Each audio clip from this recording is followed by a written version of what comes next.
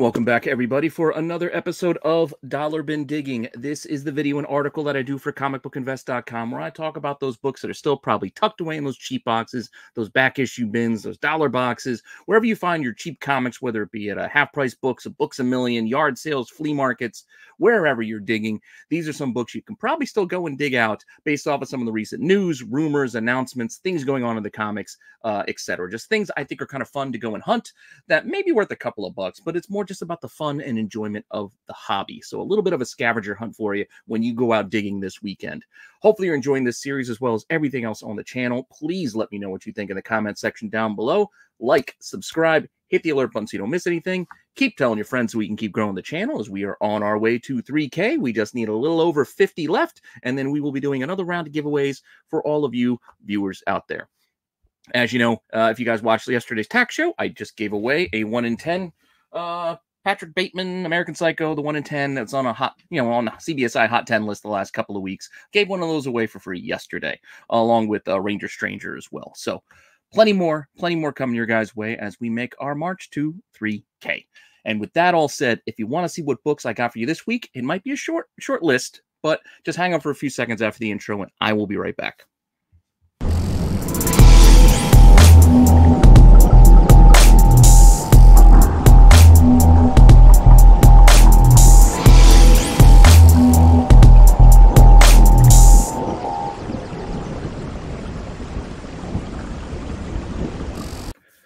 Okay, I know it's been a couple of weeks that I've skipped this video and article because I just didn't time manage. I mean, Phillies playoffs dominated a lot of my free time over the last couple of weeks, and then they unfortunately faltered there at the end. But what can you do? I'm not going to get down about things. It was still a fun ride. Just too bad it ended way too soon. With that all said, I do have a few books to talk about this week. It might be a short run, but still a few things for you guys to go and hunt and dig as we go through this week's selection. Starting off with, for the Halloween season, Crypt of Shadows. Now, just about a week or so ago, Marvel released their Crypt of Shadows little one-shot just for the, the spirit of Halloween, etc. And inside this, Doctor Strange's long-lost brother came back. Victor Strange, if you guys remember him. So, again, in this recent issue of Crypt of Shadows, granted, there's plenty of covers here, but I just picked the cover A. Victor Strange made a return. You guys might remember him as a version of Baron Blood as well. I mean, you had that kind of going for him. And his first appearance was way back in Doctor Strange Sorcerer Supreme number 10. I think we talked about this book before, but it doesn't hurt to bring it back up again because it is still a book that can be found out there for cheap. So go ahead and go look for it. In this story, he does get attacked by Morbius, I believe. So there, there's Victor Strange right there. And yeah, he ends up becoming a vampire at the end. I don't know, weird, wonky Marvel stuff. But with that said, first appearance to be had right there. And like I mentioned, it's not that expensive. Copies have sold for as little as 99 cents at auction or $8.50 at auction. So look, even a $1 book online at times. Asking prices, not much different. $6 to $12. Not really a lot there. So don't expect to get rich if you find one. But again, it's a fun little first that you can go and dig out of the cheap boxes. So if you get into a run of Doctor Strange Sorcerer Supreme, keep an eye out for it. Doesn't hurt. Plus, it's got a pretty cool Morbius cover there. Up next, this was an article that I had from 2 weeks ago when I was planning to do Dollar Bin Digging on the regular schedule, but just ran out of time and couldn't get the thing filmed or written or any of that. So we carried the story over till today. And that is that Born Again adds Buck Cashman, Bullet, and, well, I forget about the Ben Urich stuff. I don't know where they're going with that, if that's even the case. But, point again, going back to Bullet, Buck Cashman casting. So, Bullet is a villain that's been around in Marvel Universe for a while now. Granted, not a lot of appearances, not a lot of legwork here on this character, but one that they're talking about bringing into the TV show for one reason or another. So this is a more modern look for him. Back in the day when he was first introduced, he had a much more generic henchman kind of vibe to him, as you can see here in Daredevil 250. Can even Daredevil halt the rampage of Bullet? So there you go. I guess he was kind of a hammerhead, bit of a hammerhead knockoff, but for Daredevil. And this book, again, can be found for relatively cheap Like I said, this is another one I think we've talked about once before, but doing a 260 of these almost by now, we're going to get a couple of repeats because, you know, things come back around. Things are cyclical. But with that said, sells again, $1 online, $3 with a buy it now. Not an expensive book at all. Asking prices again, $2, $4 and $8, but those also have other comics with them. So those are in minor lots. So once again, very cheap book, something you can go find out there. And it's, you know, a first appearance of somebody who's going to be in the MCU, or at least the television version of the MCU. But whatever, same difference. That said, this is his first actual appearance in comics. But for those preview fans out there, I know there are some of you guys like the preview fan, you know, the previews. He did actually show up in Marvel Age back in June of 1987. So ahead of that Daredevil 250 in Marvel Age Giant Size Annual number 3, we did get a little bit of a snippet, little taste, little preview of Bullet inside, as I'll show you here.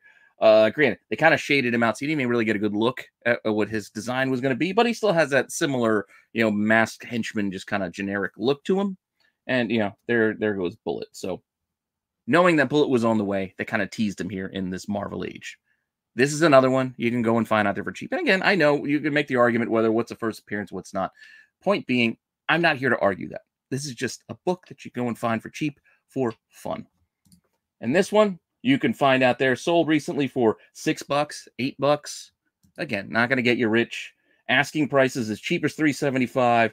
Most of them around that $7, $8 mark. And then you got highs of $15. Asking. Will they sell for $15? I don't know. But, you know, higher grade will get a higher return because this is, again, that's a preview book. Marvel Age books were never really treated all that well. So finding a high grade Marvel Age isn't the easiest thing to do. But just again, another fun thing for you to go and look for this week. Up next, I think we might even mention this one before. I'm sorry if this feels like a week of repeats, but it goes in with what's going on in the comics because things come back around. Characters return, much like Marvel bringing back the ultimate, well, the alternate Earth. What is it? It's like 3198 or something. You know how they have all these weird numbers. Basically, this is the Kid Avengers, like the Avengers of the future, being brought back in Scarlet Witch number 9. So inside this recent issue of Scarlet Witch, we're getting the return of these characters, including, oh, there it is, 9811. There's it, Earth 9811. So bringing back Earth 9811. That's the number. For those of you that's important to you, that's the number. But point being, this is Rogue and Steve Rogers' daughter, Sarah Rogers. She's wielding Mjolnir. She's got Cap's shield. She's got, you know, Rogue's cloak and a lot of the other, you know, mismatch, you know, makeup Avengers, X-Men, Offspring litter this run. So with that, we'll see how long they hang around for, if they come back just for this tiny little bit or for more. Who knows? But for fun, it was a nice little callback to bring them back. Their first appearance actually showed up in a What If. What If near the end of the run, too. So these ones get kind of tough. What If number 114, Secret Wars 25 years later, introduces all of these kids. The new generation of heroes, if you will. It's, you know, again, fun little book if you can find it. But it's a little tough. But go digging. That's what digging's for. Copies have sold as cheap as $3.63 because people have been ignoring it for a while. Can sell for like $11, but a lot of times this used to be like a $20 book. For a good long while, this was a $20 book, just again, because it wasn't that easy to find. So it wasn't out of the realm of possibility to find this easily sell for 15 to 20 bucks. And maybe it'll do so once again. I mean, one did just sell for 21. Who knows? Asking prices, $8, or there's one there who wants to buy it now of 40. Granted, it's an auction that starts at $10, but if you want to buy it outright, they're asking 40. Don't know if they're going to get that. Actually, that one probably ended already because I made this snippet. Well, no, it's probably ending later today. By the time you guys see this, it'll be ending tonight. So we'll see if that auction ends. But we'll see. We'll see where that kind of goes and plays out. But the point being, it's like a $10 book. So go find it. Go dig. See if you can, you know, dig one out. And you get yourself a fun little bunch. There's a whole bunch of first appearances in here. So you get a lot of bang for your buck if you can find it for $1. Up next, we only got, I think, maybe 2 more stories left. So this might be a quick 15-minute video for you this week. And I know some of you like it when it's on the shorter side. Some of you feel like you're a little shortchanged. But, you know, I can only make what I can make. And I got to finish wrapping up the CBSI Hot 10 for this week as well. So I'm just trying to sneak this one in if I can get it done. But the next story being another one that was actually for last week, another week that I skipped doing this. Doctor Strange director Scott Derrickson made a little bit of an update that he's still working on a Labyrinth sequel. So we're going to get more Labyrinth. Now, I know I mentioned before the, I think it was IDW did that run, or maybe it was Boom. It was one of those two, but it was a really nice run. There's really cool covers. I think there was a Jeremy Bastian cover in there that was pretty great on that. But you want to go look for the OG, the original Labyrinth mini, 3 issues out of Marvel from, I think, 1986. I think that's when this came out. Marvel 25th anniversary. But here, issue number 1 in a 3-issue series. David Bowie goodness. You got 1, 2, and 3. You can go, I would say, if you find any of them, don't just go, well, it's not number 1, I'm not going to buy it. Find any of them, pick them up, because they do okay. There are still fans that still collect Labyrinth, even after all this time. And despite the fact that it's coming back, which will just renew interest once again, once there's movement and casting and all that fun stuff that comes with a whole new retro nostalgia remake and whatnot. But $20, as you can see here for issue 1, recent sale, the lot of 3, $50. So you can find all these 3 in a cheap box, in a $1 box. You can make yourself $50. Well, 47 minus fees and all that. So whatever. You get the point. Point being, these actually do sell pretty well if you can find them. And don't just look for 1. Look for issue 2 and issue 3. As you can see here, issue 3 has got an asking price of $35 on its own. $25 on issue 1. Sure, that newsstand is looking for a premium because these days, doesn't matter. You see a barcode on it, people want to ask a premium for it. Whether it's harder to find or not, they still slap that extra bit of a price tag on there just because it's got a barcode. So if you're into that, go ahead and collect it. I'm not going to judge anybody how they collect their comics. That said, lots still on 1, 2, and 3, $60 is the asking price. So if you could find these for cheap, you might do all right for yourself. If that's what you're into, if you're into flipping, go ahead. Nothing wrong with flipping a couple of books to help pay for the rest of your collection. Nothing wrong with that. I used to do it. I wish I had more patience to do it now, but I don't. And I don't have time because I'm busy doing this. So with that said, I think I got one more story for you. And that is related to Aquaman, which I'm sure James Gunn is going to try to undercut and say how it doesn't matter and they're rebooting everything just before release in December. We'll see. He's done it to all the other movies. So it just seems like it's just waiting until we get Gunn's universe. The rest of this is just DOA. I don't know. This looks like it could be okay. In the first trailer that I saw, Aquaman sequel might be all right. It looks kind of entertaining.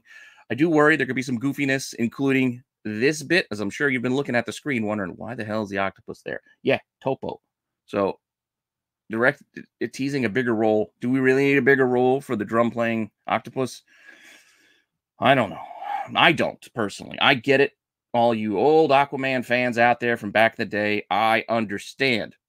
Originally, going back to Adventure Comics, what is this, 229, I think? 229? This is the first appearance of Topo. I don't think he was named. I think it was just his friendly octopus, his new undersea partner. He's riding around on this octopus, and he's introducing him to Mounties and all kinds of other weird, goofy Aquaman goodness from back in the day. Now, not saying you're going to find Adventure Comics 229 in a $1 box. I mean, hey, you may. I'm not saying you won't. There's a chance you might find a beat-up copy that's just been riddled and thrown in there with all the Jimmy Olsens and other Superboy comics that people just don't care for these days. Maybe you'll do dig it out of there.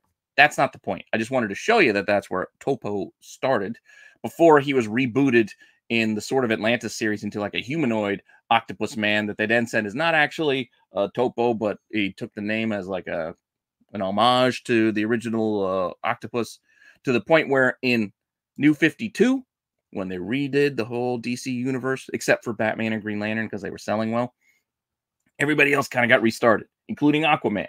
So when Aquaman 19, this book also started selling well because of the first appearance of King, whatever, Nero or whatever his name is. So there is that for this book. But also inside, we've got a revamped kaiju-sized Topo in here. So again, this ain't what we're seeing in the movie because that dude was just playing drums. But we got this Kraken-looking, monster Topo inside this issue of Aquaman, New 52, number 19. Now, with that said, I couldn't find a sale the last 3 months. Not one sale. So nobody buying this book right now. But who knows? Asking prices, well, they're still asking like $8 to $12, because the first appearance of the dead king Nereus or whatever. I'm just saying, you got a kaiju topo inside of here. That's kind of fun. So if you can go dig out some New 52 books, because you know they're out there. They're out there in those cheap boxes. There's a lot of New 52 and even Rebirth stuff to just still littering some of those cheap boxes. Because to be honest, there's not a ton of Aquaman fans. There aren't. I know there was a resurgence when Momoa came out with the first movie, which was okay. And again, who knows how this new movie's going to be. But go and find yourself some fun comics, a little bit of a scavenger hunt. If you find them, please tag me on Instagram. I'd love to see it. I'd love to see when you guys find stuff. So, yeah, tag me at Rennavision on Instagram if you find any of these books in the dollar boxes. And with that, that's all I got for you this week. I told you it's going to be short, right around 15 minutes.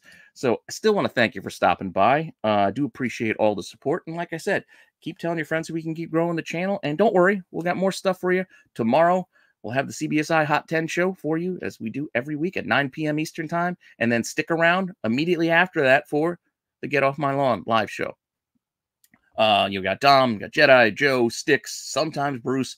Those guys got a bunch of fun stuff and some fun segments and games and things to just kind of make a Friday night kind of enjoyable. So go check it out after the CBSI Hot 10 show. And then come back this weekend, Saturday night special, SNS Saturday nights, Tales from the Dark Side on Sunday. Then Monday, I'll give you my Wednesday watch list for next week's books. And then I'll probably give you a Chasing Ghosts on Tuesday and the Tack Show on Wednesday. And you guys know the lineup by now. And if you don't, go back and watch some of the old stuff. If you're new here, go back and check out some of the content. There's tons of videos on here, because I try to make content for you guys every day, whether it be a short or something. There's usually something new on Rennavision every single day for your enjoyment. And with that all said, thank you all for stopping by again, and I'll see you soon with some more content. All right, later.